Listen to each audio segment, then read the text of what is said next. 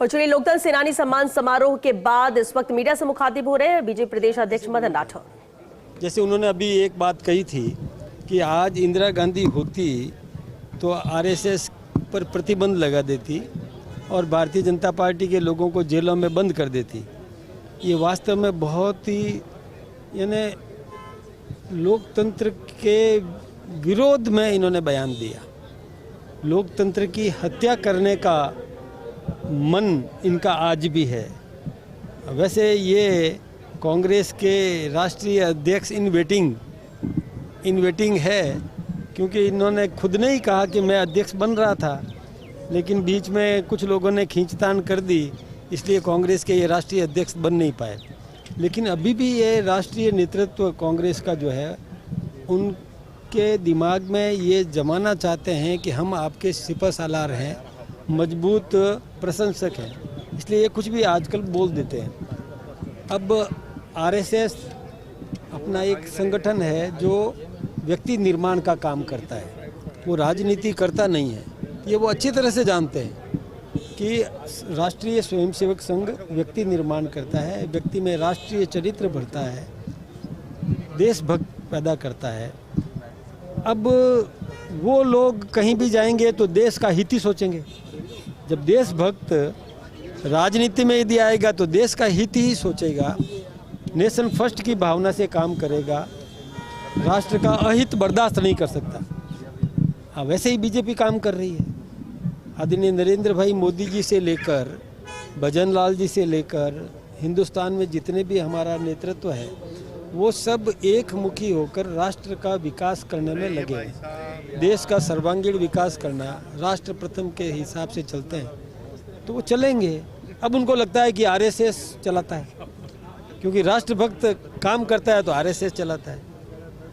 हम देखना, आप कुछ दिन बाद में जैसे हम गांधी जी की प्रशंसा करने लग गए, कर रहे हैं हम, तो उनको लगेगा कि गांधी जी के भी विरोध में वो खड़े हो जाएंगे कि इन्होंने गांधी जी को भी ले लिया, शास्त्री जी को भी ले लिया, सुभाष बोस को भी ले लिया, और जितने भी नेता हैं, सरदार वल्लभ भाई पटेल, यानी हमने ये सब, आज कोई भी सरदार वल्लभ भाई पटेल की प्रशंसा करेगा तो ये उसको मानेगा कि ये आरएसएस का है, ये बीजेपी का है।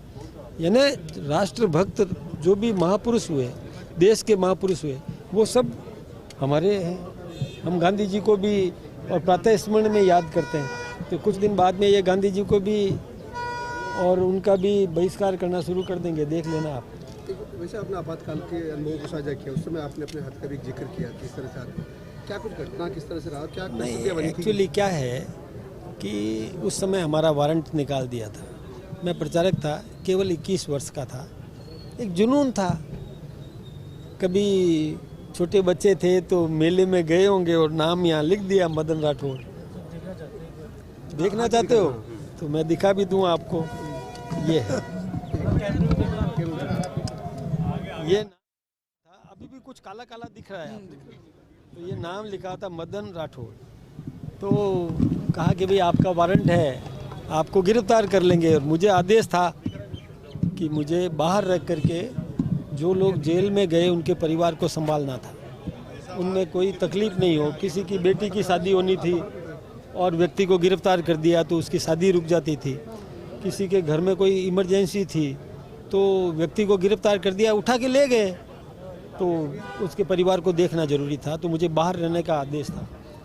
तो बाहर रहना है तो बच के रहना है, बच के रहना है तो पकड़े नहीं जाएंगे। नाम तो एकदम से ध्यान में दिखता है। तो एक डॉक्टर थे, इंटर्नशिप कर रहे थे, सृष्टि कुमार गर्ग, वो जोधपुर से उन्होंने MBBS किया था और इंटर्नशिप के लिए पाली आए हुए।